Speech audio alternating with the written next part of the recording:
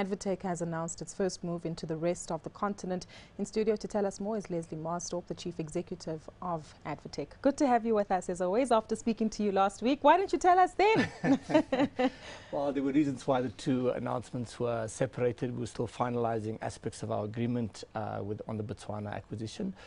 It's as exciting as the announcement we made last week. Last week was obviously in size more significant, but this is our first entree into the rest of the continent. And for a number of reasons, Botswana is the first point of entry. First, it's a very stable jurisdiction. Private education is a very dynamic sector there.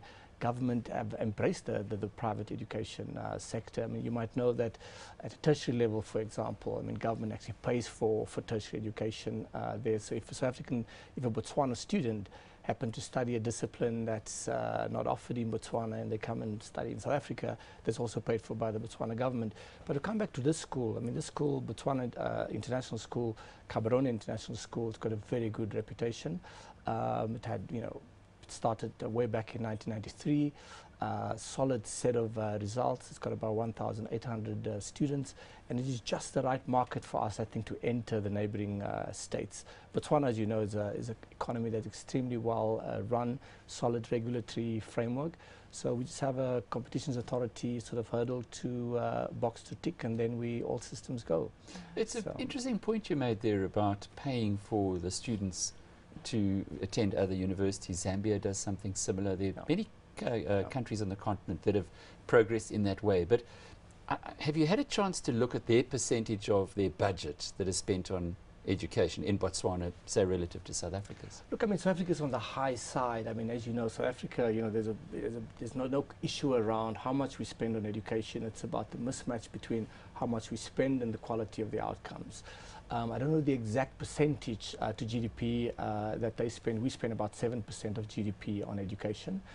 We spend about just north of, I think, 21% of our national budget. So of the 1.34 trillion rand, we spend about 260 billion rand on education. I would guess that their number would be lower. With us, it's about the efficiency as of a that percentage. spend. As a percentage, yeah. And so yet they can afford to send their students to other countries to get more skilled. So clearly there's a big flag that needs to be waved here. Absolutely, absolutely. Look, I mean, we've got obviously a much more complex country here, right? I mean, we have 13 million learners, 9 provinces, 81 districts, 24,000 schools. Botswana is a much smaller country in relative terms, both the economy and the numbers of people. So it's not really kind of a like-for-like Well, break it comparison. down into provinces then. Sure. We might have a northwest province like Botswana, but I'm with you. That's another debate for a different stage. You did say it was your first move into Africa. So first move into Africa, we next? indicated in our strategy outline when I was appointed that there are sort of 4 big areas we're focusing on. One is the further growth and expansion in the domestic market, consolidating our leadership role that we have in the premium education space. We spoke last week about our entree into the lower fee area, which is a high growth segment in South Africa and will continue to be a high growth area as more and more parents want quality education for the children. The third area we focus on is technology, because I think technology is a differentiator. It is one of those levers you can use to offer quality education at a lower price point. And then fourthly, we also want to look at partnerships where we can work together with the public sector to improve education outcomes, because the idea is not to have these two sectors diverging and sort of you get quality in the private sector and you've got a dysfunctional public sector. Ultimately, the future for prosperous South Africa that grows, we need to solve the public education. I think Leslie came here with, he was going to tell us those 4 anyway. Do you think he answered my question? Where next in Africa? Fancy footwork around with that. respect to next rest of Africa, English-speaking Africa naturally would be our focus. I mean, we are an English-speaking country, and we wouldn't venture into North Africa at this stage, for example, where you have different language, French and so on. I mean, I would say that if I look at English-speaking Africa, the sort of fastest growing region where there's significant developments in private education is East Africa. So if you ask me where's the most dynamic hubs in Africa, I would say Kenya, for example, its jurisdiction is very interesting. Ghana is also fast growing. I mean, the numbers of kids going into private schools now have reached a third out of every new kid coming into the system at the sort of entry level. About a third of those kids go into compared with South Africa? in independent schools. No, South Africa you can't even compare. It's a very different 2%? No, not even 2%. I mean, we have in total, as I mentioned last week, about 500,000 students roughly in the entire independent school system, out of about 13 million learners. Gauteng, by the way, has got a very high percentage. Gauteng is a province. More and more people, because of economic prosperity here, it's a much larger economy in Gauteng, more and more people flock here. So the independent schools constitute a much bigger percentage in this province relative to the other 8 provinces. You mentioned work with government. Is our local government being more receptive?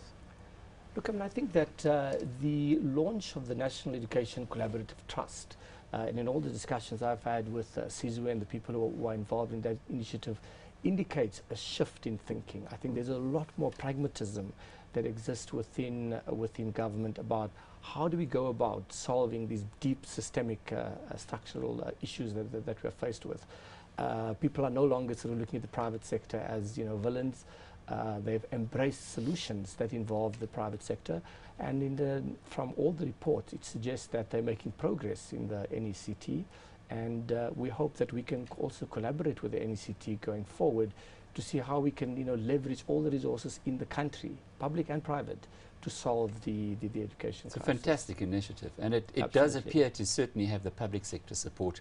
On the private sector, yourselves, Sizwe, could others get involved?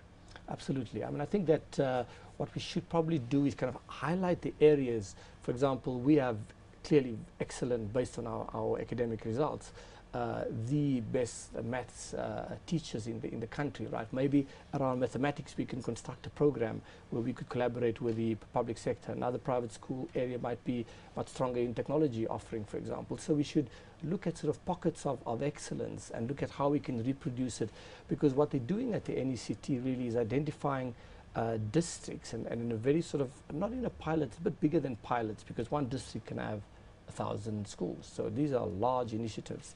But the idea is to pilot initiatives and to sort of, over time, allow these to reproduce and multiply to have impact. Moving in the right direction, as often does happen when public and private sector manage to get together. That was Leslie Maasdorp, who's the Chief Executive of Advtech.